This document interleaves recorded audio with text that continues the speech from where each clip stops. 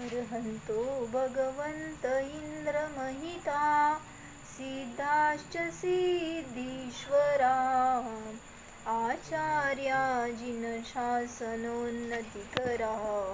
पूजा उपाध्यायका श्रीसिद्धान्तसुपाठका मुनिवरा रत्नत्रयाराधका पञ्चैते परमेष्ठिनः प्रतिदिनं कुर्वन्तु ते मङ्गलम् श्रीमन्नम्रसुरासुरेन्द्रमुकुट प्रद्योतरत्नप्रभा भास्वत्पादनखेन्दव प्रवचनां बोधिन्दवस्थायिनः ये सर्वे जिनसिद्धसूर्यनुगतास्ते पाठकाः साधवः स्तुत्या योगिजनैश्च पञ्चगुरवः कुर्वन्तु ते मङ्गलम् सम्यक् दर्शनबोधवृत्तममलं रत्नत्रयं पावनं मुक्तिश्रीनगरादिनाथजिनपत्युक्तोपवर्गप्रद धर्मसूक्तिसुधा च चैत्यमखिलं चैत्यालयं श्रयालयं प्रोक्तं च त्रिविधं चतुर्विधममि कुर्वन्तु ते मङ्गलम् नाभेयादिजिनाधिपास्त्रिभुवन ख्यातश्चतुर्विंशति श्रीमन्तो भरतेश्वर प्रभृतयो ये चक्रिणो द्वादश हे विष्णुप्रतिविष्णुलाङ्गलधरा सप्तोत्तरा विंशतिः त्रैकाले प्रथितास्त्रिषष्टिपुरुषाः कुर्वन्तु ते मङ्गलम् ये सर्वौषधरुद्धय सुतपसो वृद्धिं दता पञ्चये चाष्टाङ्गमहानिमित्तकुशला एष्टाविधाश्चारणा पञ्चज्ञानधरास्त्रयोऽपि बलिनो हे बुद्धिरुद्धीश्वरः सप्तैते सकलार्चिता गणभृतः कुर्वन्तु ते मङ्गलं कुर्वन्तु मे मङ्गलं कुर्वन्तु नो मङ्गलम्.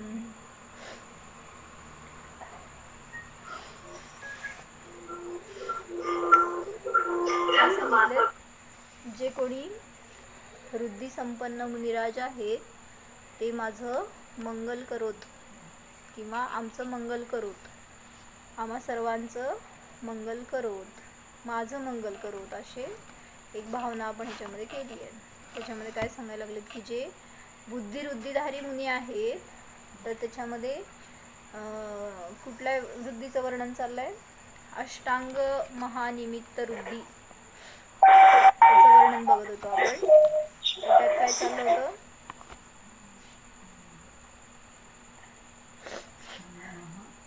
अष्टांग महानिमित्त वृद्धी किंवा अष्टांग निमित्त ज्ञान वृद्धी.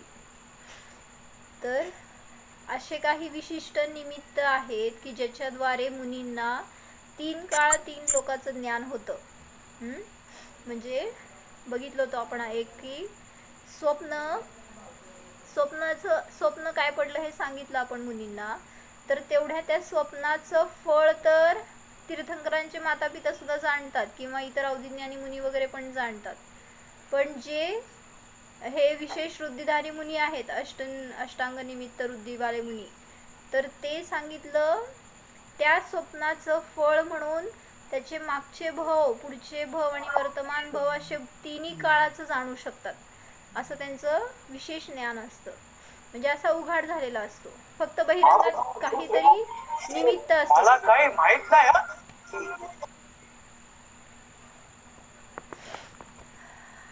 तर काहीतरी बाहेर फक्त निमित्त असेल थोडंफार, पण त्या निमित्ताच्या द्वारे जे काय मुनींना ग्रहण होणार तर ते 3 काळाचं ग्रहण होऊ शकतं. 3 काळाचं ज्ञान होणार. तर हे झालं निमित्त ज्ञान वृद्धी. तर त्याच्यामध्ये 8 प्रकार घेतले होते. तीन काळ म्हणजे हां, मग जे सामान्य निमित्त ज्ञानी म्हणजे उदाहरण घडवलं तर आपल्याला पण थोडंफार निमित्त ज्ञान असतंय. काय, चिखल झालेला आहे म्हणजे पाऊस पडून गेलाय, असं आपण निमित्ताकडून थोडंसं ज्ञान करतो की. तर सामान्य निमित्त ज्ञानी आहेत ते थोड्या वेळाचं, थोड्या दिवसाचं, थोड्या महिन्याचं, वर्षाचं वगैरे जाणू शकतात. सामान्य जे कोणी मुनी असतील किंवा आपल्यासारखे असतील तर ते सुद्धा थोडंफार निमित्तावरून जाणू शकतो आपण. पण जे हे रुद्धिधारी मुनी आहेत, अष्टांग निमित्त रुद्धिधारी मुनी आहेत, तर ते तिन्ही काळातलं जाणू शकतात. त्यांच्याकडे अशी रुद्धी प्रगट झाली आहे. मग केवल ज्ञान आणि ही निमित्त ज्ञानमध्ये काय फरक? केवल ज्ञानी पण 3 काळाला जाणतात आणि हे रुद्धिधारी मुनी पण 3 काळाला जाणतात. काय फरक?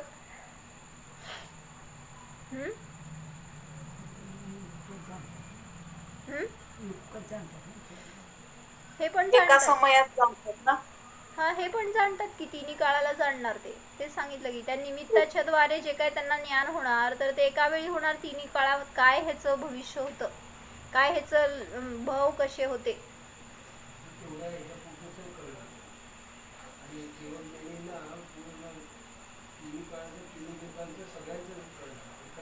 हा, तर सांगितलं की जे सर्वज्ञ आहेत त्यांना 3 लोकाचं ज्ञान असणार, ह्याला 3 काळाचं ज्ञान असणार की पण.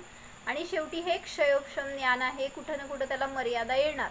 पण जे क्षयिक ज्ञान आहे म्हणजे कुठलं केवल ज्ञान आहे त्याला कुठलीही मर्यादा नाही. म्हणून सांगितलं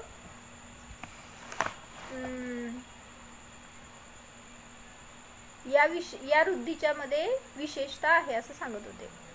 मग आम्ही परवा काय घेतलं होतं की रुद्धी महान का मुनी महान? रुद्धी महान का मुनी महान? का?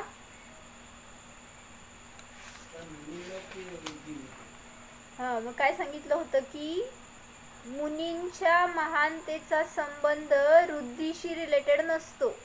कारण रुद्धी सगळ्या मुनींना नाही आहे, पण सगळे मुनी भावलिंगी संत असतात. 6व्या-7व्या गुणस्थांवरती जे कोणी असतील तर ते सगळे मुनी काय रुद्धिधारी नसतात, पण त्यांची महिमा आहे की नाही. आणि शेवटी म्हटलं काय, रुद्धींची मोक्ष मार्गामध्ये काहीही व्हॅल्यू नाही. असं नाही आहे की जे कोणी रुद्धी संपन्न असतील ते लवकर मोक्षाला जातात किंवा रुद्धी संपन्न जास्त पूज्य असतात. म्हणजे विष्णुकुमार मुनींना रुद्धी कुठली होती? कुठली रुद्धी नाव असेल की त्याला काय तर विक्रिया रुद्धी होती. हात पसरवला तर दूरपर्यंत गेला सांगितलं ना. मग तिथं विष्णुकुमार मुनींना रुद्धी होती म्हणून ते महान, आणि इतर जे कोणी हे यशोधर मुनी वगैरे होते त्यांना रुद्धी नव्हती म्हणून ते लहान असं आहे का?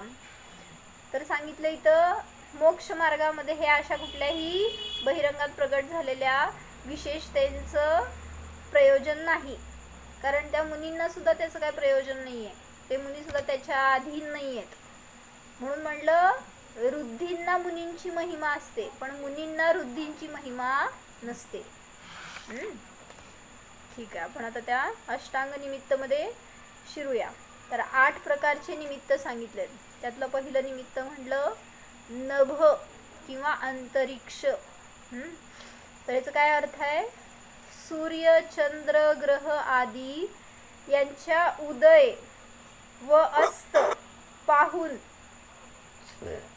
जो क्षीणता व सुख दुःख किंवा जन्म मरण आदी अतीत अनागत फळाला जाणतात ते अंतरिक्ष रुद्धिधारी मुनी असतात. काय म्हणलं? फक्त त्या सूर्याचं उदय बघितला किंवा सूर्याचं अस्त बघितला, त्या ग्रह आदींचं काय रंग बघितला, त्याचं दिशा पण थोडीफार बदललेली असते, काय म्हणायचं, थोडीफार कल बदललेला असतो, एकाकडं दुसरीकडे गेलेला, असं कुठलंही असेल त्याचं काय असेल ते दशा, सूर्य चंद्र ग्रह आदींच्या दशेवरून सुख दुःख किंवा जन्म मरण आदी, कोण कधी मरणार, कोण कुठं जन्मलंय वगैरे हे सुद्धा त्यांना ज्ञान होतं. अतीत आणि अनागत त्याचं फळ काय असणार हे सुद्धा ज्यांना कळतं त्यांना सांगितलं. या ग्रहांवरून ज्यांना ज्ञान होतं ते म्हणले अंतरिक्ष निमित्त रुद्धिधारी मुनी. त्याच्यामध्ये अजून काय आलं तर ग्रह घर्षण, विजा चमकणे, इंद्रधनुष्य आदी बघून सुद्धा ज्यांना तीन काळाचं ज्ञान होतं. काय म्हणले, म्हणजे साधे हे असे निमित्त बघून सुद्धा, जसं म्हणलं ना की त्या मुनींना काय झालं, तारा तुटलेला दिसला. कुठल्या मुनींना, तारा तुटलेला दिसला आणि मग त्यांनी विष्णुकुमार मुनींना सांगितलं ना निरोप, की हा संकेत चांगला नाही आहे आणि कुठल्या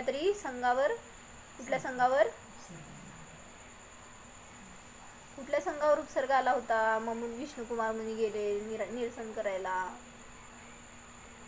अकंपनाचार्य, सॉरी. आणि मग हे काहीतरी त्या मुनींचं नाव मला माहित नाही, ज्यांना की ते तारा तुटलेलं दिसलं, तर ते सुद्धा निमित्त ज्ञानी होते. आणि त्या तुटलेल्या ताऱ्यावरून त्यांना समजलं की असं खूप मोठ्या संघावर काहीतरी उपसर्ग येणार आहे. आणि मग ते कोण दूर करू शकतं हे सुद्धा त्यांनी आपल्या ज्ञानाने जाणलं. आणि मग विष्णुकुमार मुनींना आज्ञा दिली की तुम्ही जाऊन तो उपसर्ग दूर करा. म्हणून सांगितलं असं कुठल्या मुनींना, जे काही ग्रहाच्या दशांवरून काही ज्ञान होतं, जसं की सूर्याच्या छटा बदललेल्या असतात. रोज जेव्हा सूर्य उगवतो त्यावेळेस एकच रंग नसतो सूर्याचा. कधी त्याचे शेड्स वेगळे असतात, कधी पिवळसर असेल, कधी एकदम लालबुंद असतो, असं काय ना काय त्याच्यामध्ये थोडाफार फरक असतो. व त्या छटा म्हणा किंवा चंद्राचा रंग आदी भिन्न भिन्न असतात, त्यावरून मुनींना ज्ञान होतं. मग हे कुठलं निमित्त ज्ञान आहे असं म्हटलं जातं. ग्रह आदीला पाहून इथं बसून मुनी अंतराळातील सूर्य आदीवरून कोणाचं जन्म मरण, कोणाचं एखाद्याचं सुख दुःख आदी सगळं जाणू शकतात. कसं असं करू शकतात, ठीक आहे, एखाद्याचं भविष्य कळलं म्हणून त्यांचं सांगितलं असं म्हणणं वेगळं झालं, पण त्या ग्रहांच्या दशावरून एखाद्याचं जन्म मरण, आता ह्याचा आणि त्याचा काय संबंध आहे, तरी सुद्धा सांगितलं अशा प्रकारचं निमित्त ज्ञान असतं.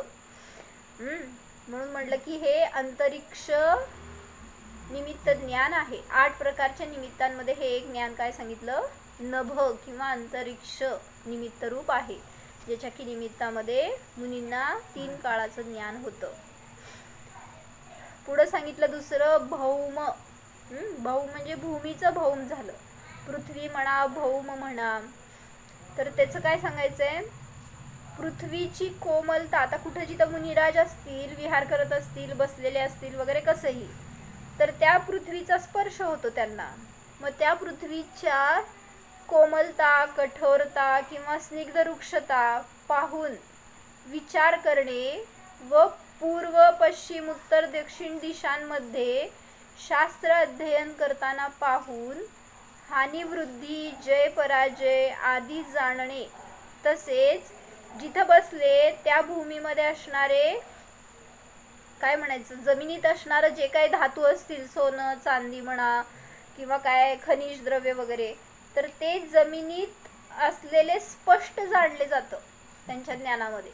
म्हणजे पृथ्वीतल्या आतलं जे काही चालू आहे ना, ते ज्यांच्या ज्ञानात स्पष्ट झळकतं ते झाले भौम निमित्त रुद्धिधारी मुनी. जमिनीच्या स्पर्शावरून कुठे किती कसे धातू आहेत हे ते सांगू शकतात. हे मुनिराजांची वृद्धी सांगितली. आपल्याला, आपण जे काही फॉर एक्झाम्पल जे आर्कोलॉजिस्ट असतात ना, मग ते सुद्धा असं जमिनीतलं वगैरे जाणण्याचा प्रयत्न करतात, जसं की भूकंप कधी येणार आहे. मग याच्यासाठी जे जाणणारे असतात ते कोण, असं खगोलशास्त्रज्ञ आपण परवा बघितलं होतं. तर ते काय म्हणतात त्याला, रेक्टर स्केलवरून समजतं त्यांना की इथं किती फ्रिक्वेन्सीचं भूकंप होणार आहे, कुठं होणार आहे, कधी होणार आहे, हे सगळं त्यांना त्याच्यावरून कळतं. पण हे तर त्या मशीननी दाखवलं म्हणून आपण त्याच्यावरनं जाणतोय. पण मुनींना सांगितलं, दगडाला स्पर्श केला तरी सुद्धा हे सगळं ज्ञान होतं. आणि आत्ताच नाही तर 3 काळातलं हाय का नाही जादू. असल्या जादूला भुलतो आपण आणि मग महान वाटतो धर्म. असं नाही आहे. ती महानता कुठून आहे, परिणामांच्या विशुद्धीचं हे फळ आहे सगळं. मग ती विशुद्धी आपल्याला प्राप्त व्हावी हा प्रयत्न असायला पाहिजे, त्या वृद्धी प्राप्त व्हावे असं नाही. तर सांगितलं मुनींना मात्र त्या जमिनीच्या स्पर्शाने त्या जमिनीतलं सगळं ज्ञान होतं. तर आपण क्षयक्षम ज्ञानी आहे की तर आपल्याला कुठल्या तरी अशा इक्विपमेंट्सचं कुठल्या तरी टेक्नॉलॉजीचा वापर करावा लागतो हे सगळं जाणण्यासाठी. ते पण जाणल्यावर योग्य असेल की नाही माहीत नाही, सगळं आपलं तर्क अनुमानावर असतं. पण जे मुनी जाणणार ते 100% करेक्टच असणार आणि तसं होणारच. म्हणून वृद्धी असतात त्या कधी काय म्हणायचं खोटं दाखवत नाहीत किंवा अयथार्थ ज्ञान करवणार नाहीत. अजून सांगितलं या बहुमृद्धीचं विशेषता काय की 2 सैन्य समोर उभारलेत, 2 राजांचे, आणि त्यांच्याकडं चतुरंग बल आहे. चतुरंग म्हणजे 4 प्रकारचं बल. कुठलं? दिशा विदिशामध्ये स्थित चतुरंग बल. त्याला मात्र पाहूनच जाणू शकतात की कोण राजा जिंकणार आणि कोण हरणार. चतुरंग बल कुठलं सांगा? 4 प्रकारची सेना आहे ना ती चतुरंग बल म्हणजे. कुठले 4 प्रकार?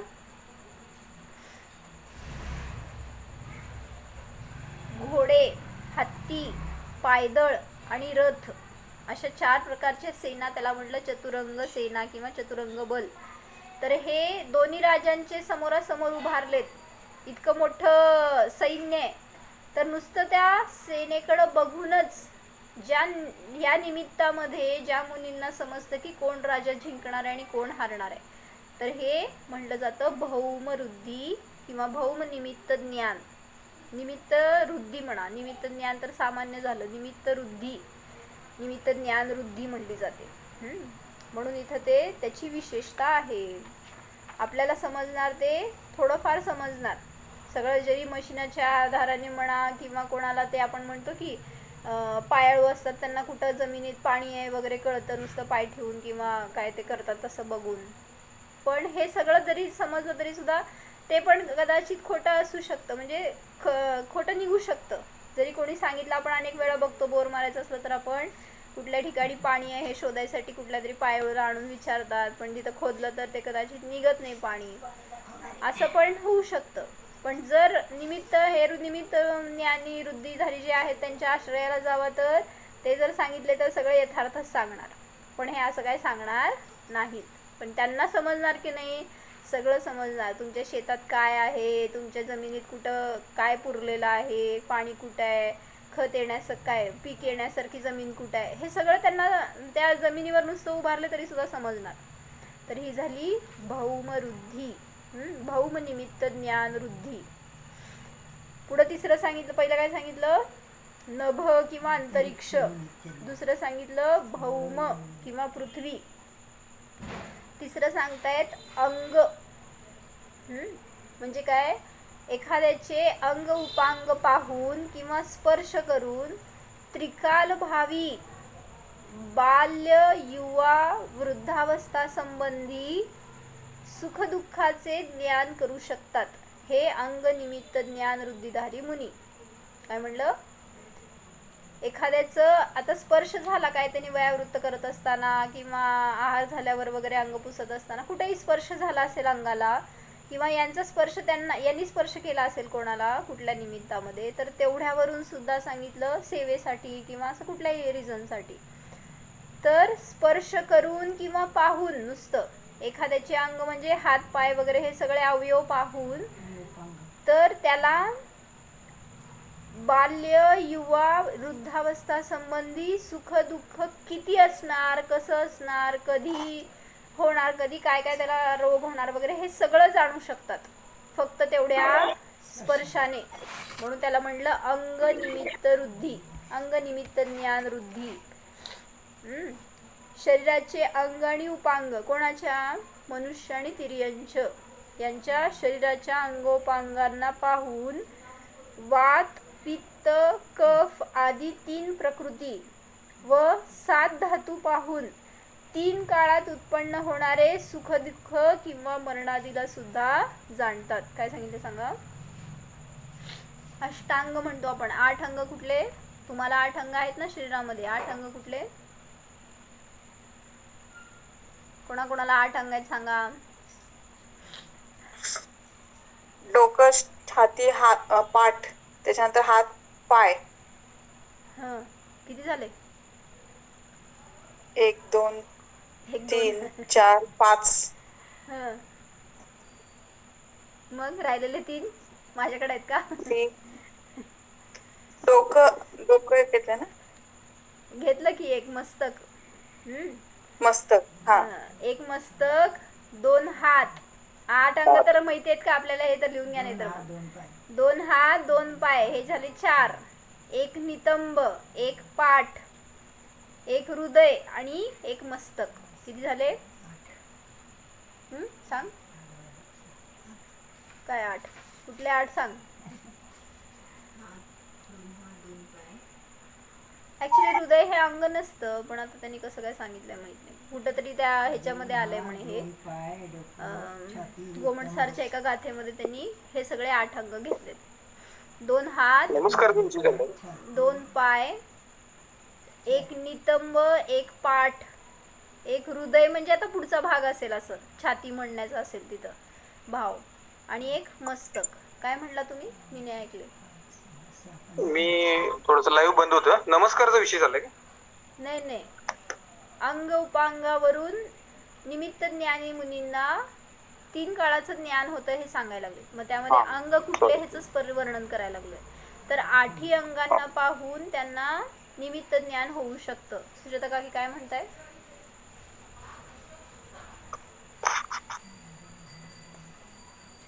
काय सांगताय का? हा, तर हे 8 अंग झाले.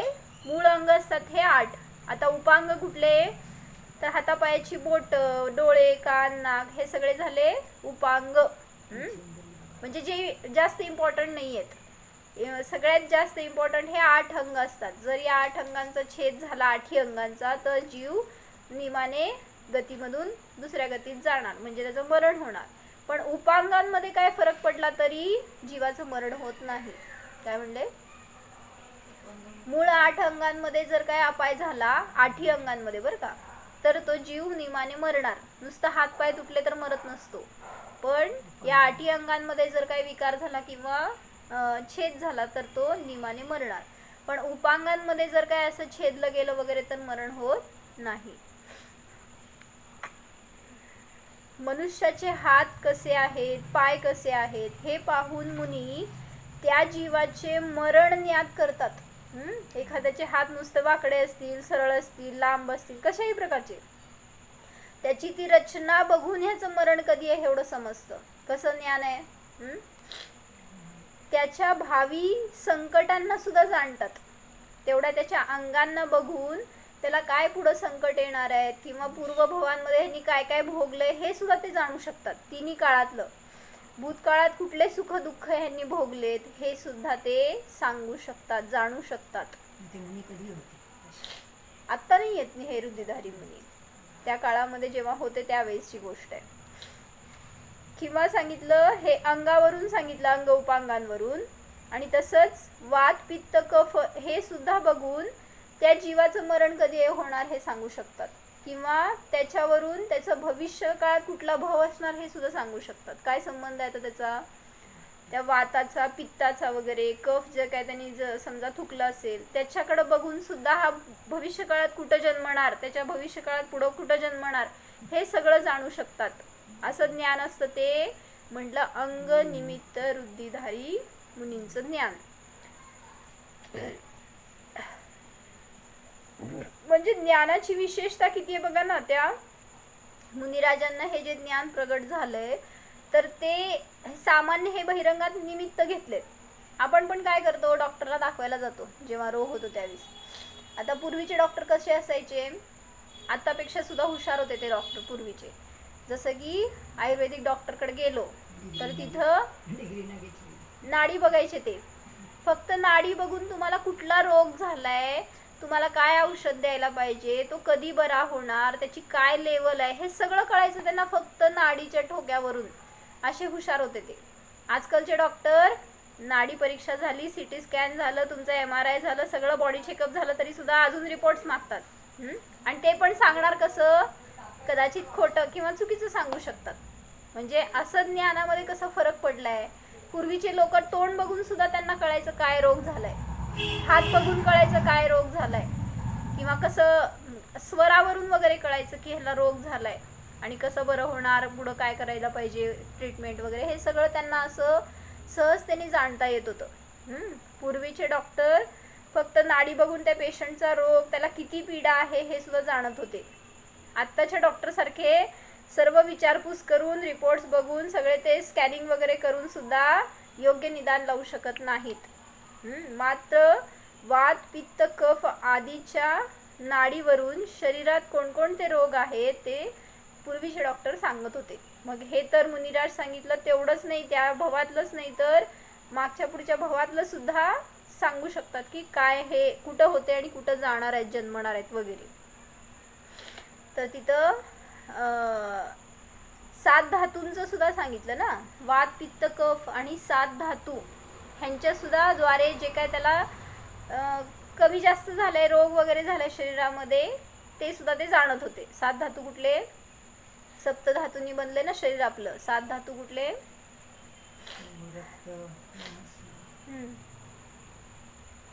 7 सांगायचे, 7 सगळे मिळून सांगू नका, बोला.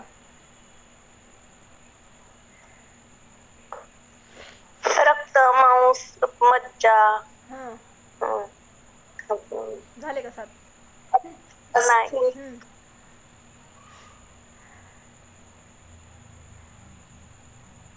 आजचा घरचा अभ्यास तुम्हाला मला उद्या सांगा. 7 धातू सांगताय का? वात, नाही, पित्त, नाही, कफ. नाही. 7 धातू मध्ये वात, पित्त, कफ येत नाही. ते 3 विकार म्हणले जाते. हाड, मांस, रक्त, किती झाले? मलमूत्र, नाही नाही, 7 धातू मध्ये हे येत नाही. मलमूत्र त्वचा, नाही. मज्जा, लाळ. हा? मज्जा. लाळ पण नाही येत. जाऊ दे. नख येतं का? नख त्याच्यामध्ये? नाही नाही. मेद, मेद. माझी परीक्षा करायला का काय आता? आता तुम्हाला घरचा अभ्यास तुम्ही बघून मला सांगायचं. 7 धातू कुठले? सगळे शास्त्र पालते घाला. जाऊ दे, आत्मा बघा ना तुम्ही. 7 धातू बघा शरीरात कुठले आहेत. तेवढं तर कळेल. तर हे 7 धातू पाहून कोण कधी मरणार हे सुद्धा जाणू शकतात मुनिराज. तर हे मला एक सांगायचं होतं इन्सिडन्स की डॉक्टर कसे आहेत आजकालचे. त्या डॉक्टरांच्या ज्ञानाच्या निमित्तात कोणाला तरी जीवनदान मिळायचं, तर आज कोणाला तरी जीवनापासून मुकावं लागलं. एक घटना घडली की अष्टापदला गेले होते यात्रेकरू, आणि तिथं इथून गेले होते, कर्नाटकातून गाडी गेली होती अष्टापदला, आणि मग दिल्लीमध्ये त्यांनी एक तिथलं बुक केलेली काय गाडी असेल, तिथं सगळ्या यात्रेकरूंना बसवून तिथली सगळी यात्रा करून पुन्हा दिल्लीला सोडले. तर ते करत असताना तो जो ऑर्गनायझर होता, काय म्हणायचं होतं त्याला, ज्यांनी की ती ट्रिप अरेंज केली होती, असा तो फक्त 42 वर्षाचा कोणीतरी मुलगा होता. मुलगा म्हणा, मनुष्य म्हणा. तर त्यांनी सगळं एकदम टकाटक काम होतं त्याचं. त्या असणाऱ्या सगळ्या पॅसेंजर्सची सगळी सोय, कुठं उतरायचं, जेवायचं, खायचं, कुठं कसलं हवामान आहे, सगळं त्यांनी व्यवस्थित सगळ्यांना सांगितलं होतं. कारण तो जस्ट कोणाच्या बरोबर तर जाऊन आला होता. आणि मग त्या दिल्लीपासून अष्टापदला गेले. तिथंपर्यंत जाऊन सगळी यात्रा झाली, आणि अष्टापद झाल्यावर ना तिथून उतरले खाली, आणि मग तिथल्या मुक्कामाला आल्यावर त्यांना छातीत दुखलं. हो ना, काय सांगितलं अजून? हां, मग ते त्यांना कळलं नाही कोणाला, सगळ्यांना वाटलं की काहीतरी त्रास होत असेल असं.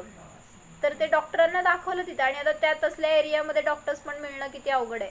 पण तरी त्यांनी तिथं दिल्लीमध्ये पोचल्यावर कोणाला तरी, दिल्लीमध्ये नाही, हस्तिनापूरला गेले होते मुक्कामाला. तर तिथं मुक्कामाला पोचल्यावर दाखवलं त्यांनी कोणाला तरी डॉक्टरला. तर डॉक्टरने सांगितलं ह्यांना माइल्ड अटॅक येऊन गेलाय, तुम्ही ह्यांना कुठंतरी जवळ असणाऱ्या मोठ्या गावामध्ये, मोठ्या हॉस्पिटलमध्ये घेऊन जावा आणि तिथं चेकअप करा, इथं तशी सोय नाही आहे.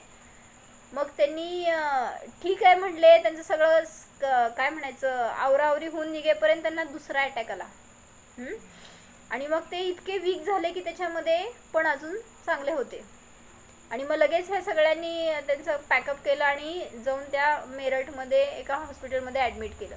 आता तिथली घटना सांगायची होती मला खरं, की तिथले जे डॉक्टर्स होते तर त्यांनी त्यांचं सगळं चेकअप केलं आणि त्यांना पण कळलं की चोकअप आहेत कुठंतरी म्हणून, आणि त्यांना 2 अटॅक येऊन गेलेत. आणि तुम्ही गडबड करा आणि इथंच ऑपरेट करा म्हणून सांगितलं त्यांनी.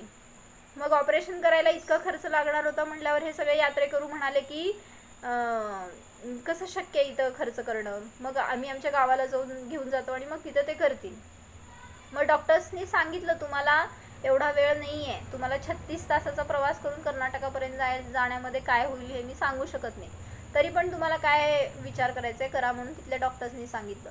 मग तिथून त्यांनी फोन केला, जे काही कर्नाटकात असणारे त्यांच्या ओळखीचे डॉक्टर्स होते, तर त्यांनी पण सांगितलं की तुम्ही इथं आला तरी सुद्धा तुम्हाला तोच खर्च येणार आहे, तिथं केला तरी पण तोच खर्च येणार आहे, फक्त तुम्हाला हे जे टाईम गॅप पडणार आहे ना त्याच्यामध्ये अजून जास्त त्रास होईल, त्यामुळे तुम्ही तिथंच करा जे काय करायचं ते. असं सांगितल्यावर त्यांनी तिथं त्यांचं काय केले, बायपास ऑपरेशन केले का काय, एन्जिओग्राफी का काय केले, एन्जिओप्लास्टी काय, तर तिथं झालं त्यांचं ऑपरेशन. आणि मग त्याच्यात जवळपास त्यांना 1-1.5 लाखाचा खर्च आला. मग तिथंच ह्या यात्रेकरूंनीच त्यांचं घरी फोन करून बायकोला बोलवून घेतलं त्यांच्या, कारण हे सगळे यात्रा म्हणून बाहेर पडणार, कारण त्यांचाच आग्रह होता ज्यांनी नेलं, ज्यांना बरं नव्हतं त्यांनी, की तुम्ही इथं आलाय आणि तुमचं हे सगळं बघणं फिरणं होत नाही, मी आता ओके तुम्ही जाऊन या, सगळीकडे जाऊन परत या पाहिजे तर इथं, आणि मग इथून रिटर्न जाता येईल असं. मग हे त्यांच्याजवळ कोणतरी पाहिजे म्हणून त्यांनी बायकोला बोलवून घेतलं आणि त्यांच्याजवळ ठेवलं. आणि मग हे सगळेजण दिल्लीपासून कुठं ते त्यांचं ठरलेलं तशा ठिकाणी जाऊन पुन्हा दिल्लीला आले. आणि मग हे मेरठमध्ये होते ना, तिथं मेरठमध्ये भेटले त्यांना जाऊन परत सगळे हे. तर तिथं त्यांचं ऑपरेशन तर सक्सेसफुल झालं होतं, पण त्यांची एक किडनी फेल झाली होती, त्यामुळं सांगितलं त्यांना युरिन पास होत नव्हतं. आणि मग त्याच्यामुळं इन्फेक्शन पसरत जात होतं परत शरीरामध्ये. आणि ते जे तिथली थंडी होती ती त्यांना बाधली होती, आणि काहीतरी उलटं झालं होतं की उष्णता आणि थंडीचं शरीरामध्ये वेगळा वेगळा प्रकार झाला, आणि त्यामुळं त्यांना जास्त त्रास व्हायला लागला. आणि ते किडनीचं फंक्शनिंग बंद झालं, त्यामुळं ते युरिन पास आउट होईना आणि सगळं शरीरामध्ये पसरत जायला लागलं. मग डॉक्टर्सनी सांगितलं ह्यांना डायलिसिस करायला पाहिजे. आता डायलिसिसचा खर्च म्हणजे किती, 5 लाख रुपये सांगितलं त्यांनी, आणि ते तर अशक्य होतं असल्या ठिकाणी. आणि त्यांच्या ते कार्ड पण तिथं काहीतरी ते वर्क होत नव्हतं असं म्हणले, की ज्याच्यातून त्यांना पैसे देता येतील. पण तरीसुद्धा सांगितलं त्यांनी कसं तरी करून एक डायलिसिस करवलं, पण तरीसुद्धा थोडीच युरिन पास झाली, अजून पण त्यांना त्रास होता शरीरामध्ये. तर डॉक्टर्सनी सांगितलं थोडं गॅप पडल्यावर की अजून एक डायलिसिस करायला लागणार. म्हणजे काय परिस्थिती असती बघा, की असं त्या डॉक्टर्सच्या अधीन झालो तर आपण, म्हणजे शरीर शेवटी असं आहे की सगळ्या रोगांची खाण आहे. आणि मग त्यांनी दुसरं पण डायलिसिस करायला लावलं. मग तिथं ते दुसरं डायलिसिस केल्यावर तर जरासुद्धा युरिन बाहेर आली नाही त्यांची. आणि मग ते जे पसरत गेलं तर त्याचा अजून त्रास होत गेला. त्यांची वाचा बंद झाली, त्यांना बोलायला येईना, त्यांची शक्ती पुरेना. आणि मग हे सगळे तोपर्यंत तिथं होते थांबलेले यात्रेकरू. म्हणजे कोण कधी कसं कुठल्या समयाला असतं बघा की जवळ असं, म्हणजे संयोग व्हायचा असतो कोणाचा. आणि मग त्याच्यानंतर सांगितलं काय, त्यांना 3rd अटॅक आला. आणि अटॅकच आला ना का नाही, अटॅक कसं, त्यांचं ब्लॉक काढले होते की ते, त्याच्यामध्ये दुसरं डायलिसिस झालं ना, त्याच्यानंतर त्यांची शक्ती खूप कमी झाली आणि त्यामुळे ते त्याच्यामध्ये गेले. तर त्याच्यानंतर परत अजून त्यांना तिथून इथं आणणं सुद्धा फार मोठी रिस्क होती. म्हणजे आता डेड बॉडी होती आणि तिथून कर्नाटकामध्ये आणायचं म्हणजे डेड बॉडीचं 36 तासाचा प्रवास होणं जास्त इन्फेक्शियस होतं ते. म्हणून डॉक्टर्सनी सांगितलं तुम्ही इथंच क्रियाकर्म करा, काय करायचं ते.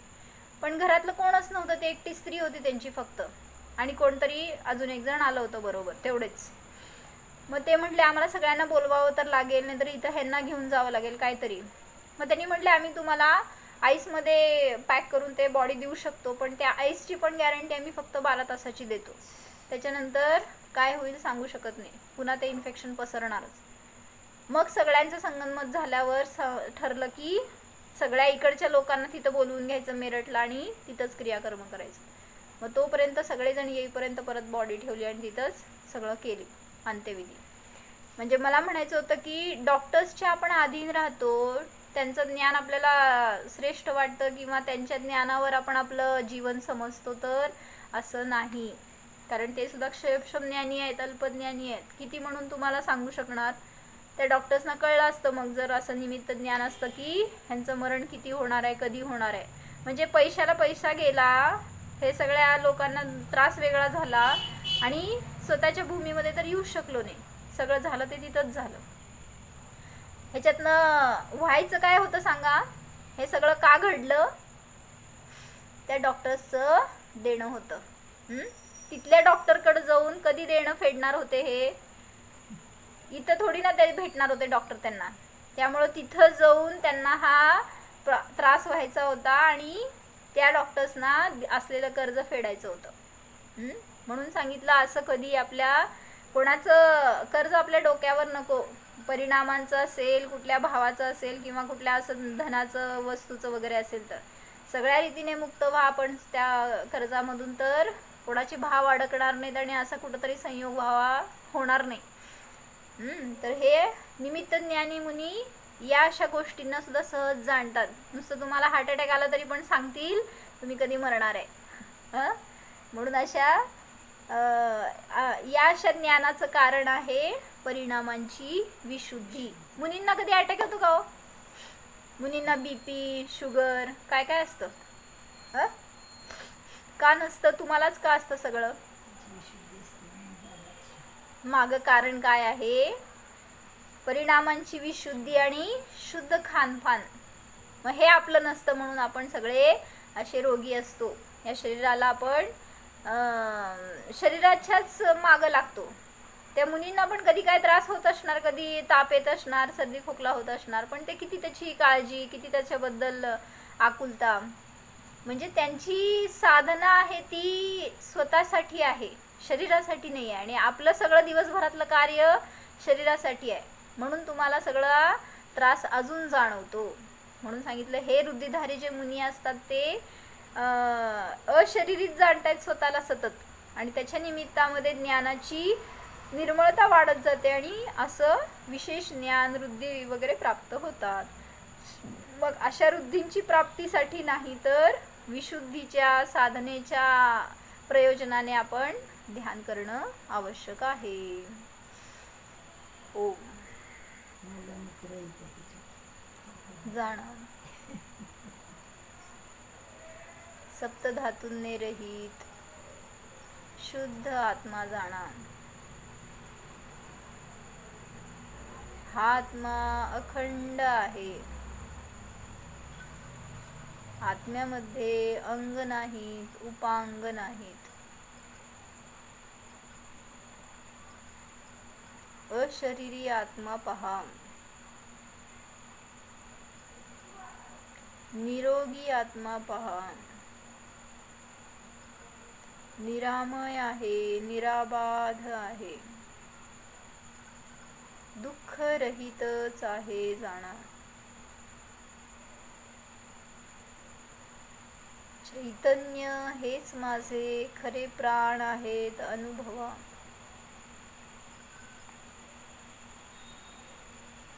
चैतन्य स्वरूपोऽहम् निर्भय स्वरूपोऽहम्. ओम